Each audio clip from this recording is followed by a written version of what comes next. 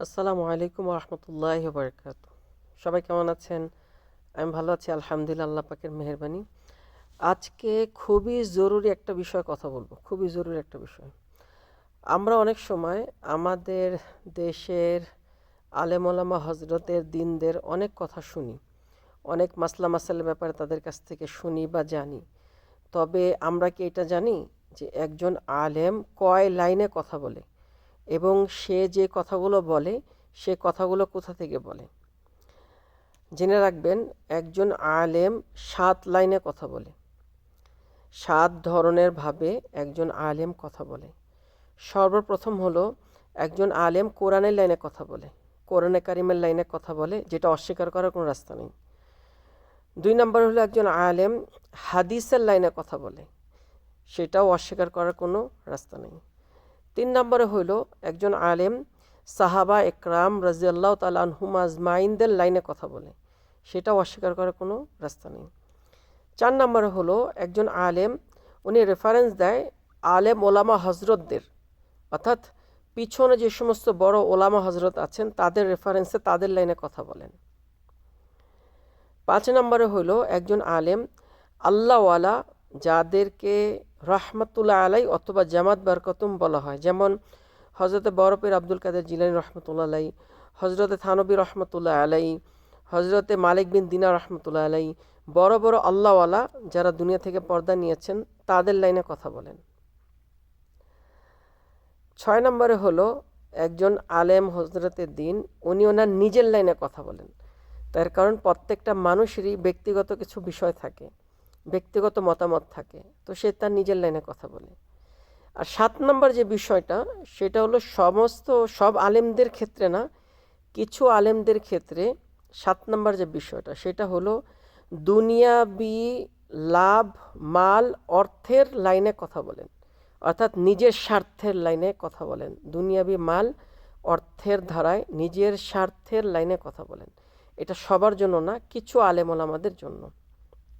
এখন বিষয় হলো যে আমাকে যদি কেউ প্রশ্ন করে যে হক্কানি আলেম আর বেহক্কানি আলেম বলতে কি বোঝায়, আমার ব্যক্তিগত কথা হলো, আমি সোজা কথায় দুইজনের বিষয়ে দুই কথা। একটা হলো হক্কানি আলেম ওলামা হজরতের দিন, আমি তাদেরকে মনে করি যারা অর্থের কাছে বিক্রি হন না, যারা অর্থ নিয়ে দিনকে বিক্রি করেন না, আমি তাদেরকে হক্কানি মনে করি। এটা আমার ব্যক্তিগত রায়। আর আমি বেহক আলেম তাদেরকে মনে করি যারা অর্থের কাছে নিজের দিন আর নিজের এলেমকে বিক্রি করে দেয়, অর্থাৎ মালের কাছে। সোজা কথা, দিনদার হক্কানি আলেম অর্থের পিছনে ভাগে না, আর বেদিনদার আলেম অর্থের পিছে ভাগে। আমার মতামতের দ্বারা সাধারণ একটা বিষয়। এখন বিষয় হলো, আমরা কার কাছে মাসলার জন্য যাব?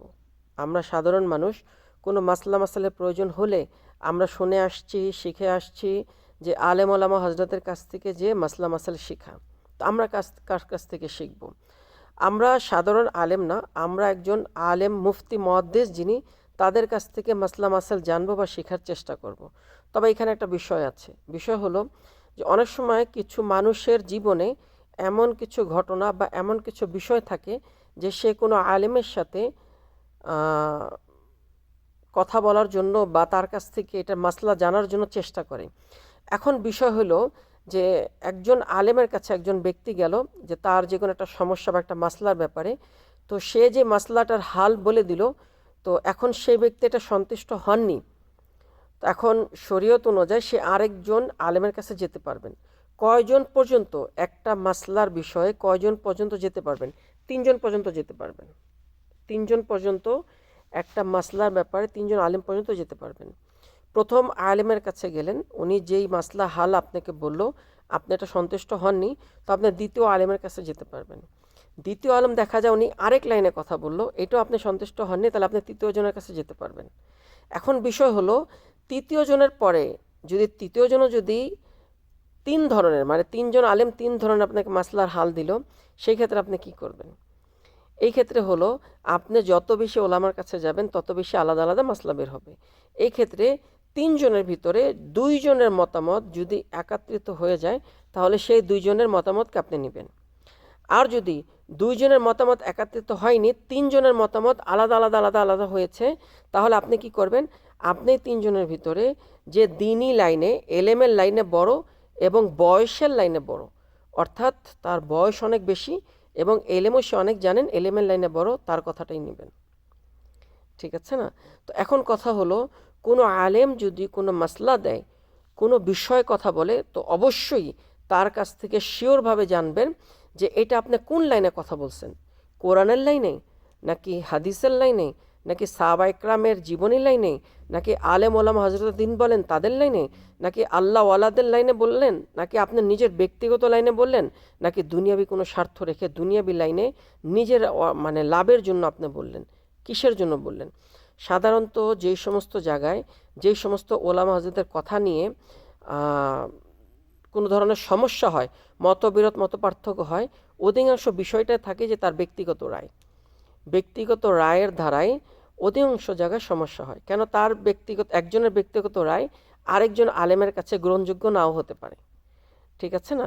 এই জন্য সর্বোচ্চ উত্তম হলো যে কোনো মাসলা মাসাইল কোনো ওলামার কাছে জানতে গেলে তাহলে লিখিত নিয়ে যাবেন, লিখিত নিয়ে যাবেন, তার কাছে দিবেন এবং বলবেন আমাকে এখানে লিখিতভাবে নিচে জবাব চাই।